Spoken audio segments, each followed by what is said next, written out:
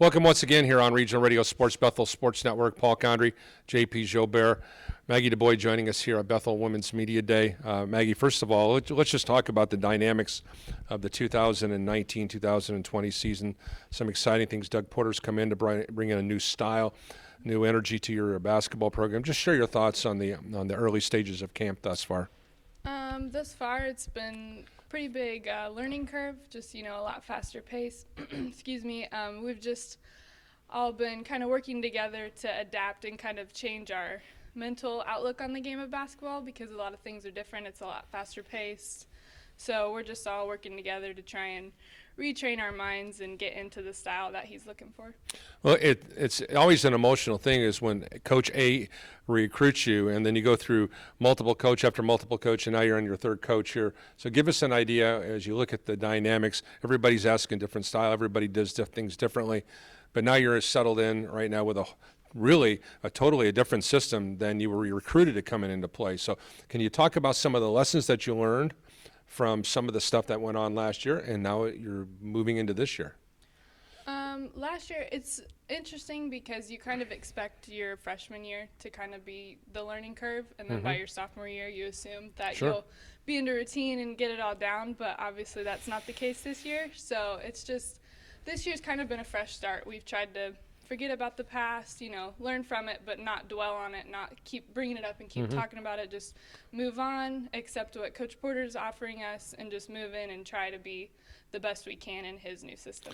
Coach went over his 5 goals for the basketball team, and one of them that is just eye-popping, the fact that he wants them to shoot 90 shots a game. Yes. So tell me about shooting the ball collectively as a group 90 times a game.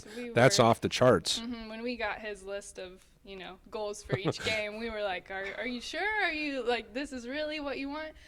And so, that's another, like last year we were very slow it down, shoot at the end of the shot clock. So now if you're an open shot, you're taking it. He says he's never going to get mad at us for taking that open shot. So that's kind of the mindset adjustment part of it too. So when you're open, pass it up the floor, get that first shot you can, and work on those offensive rebounds.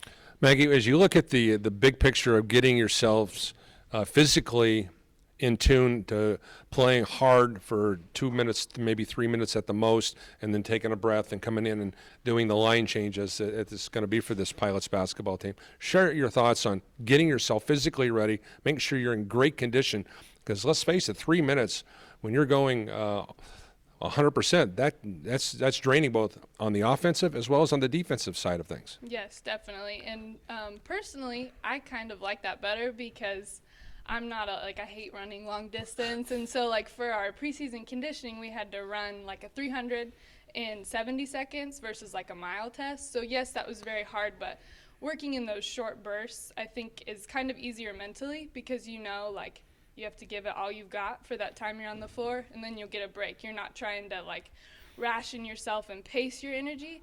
So yes, that's been kind of a change because I know a lot of us were used to playing longer minutes, so we had to kind of pace ourselves. But I think once we get into the flow and just know that we got to go out on the floor, leave it all out there, and then we'll get a break. So let me give you an open-ended question. The Pilots are going to have a great year because these things are going to fall in place, and we're going to be successful in doing those things. Your thoughts? I love that statement. I really hope that's true, and I know we're all working hard to make that happen. This is a transition year, so it's kind of, we were voted last in the conference, so we've got nowhere to go but up. So hopefully we can just keep learning and working together as a team and really grow together, and then hopefully the basketball piece will fall into place too. Maggie Deboy, our special guest, will be back with more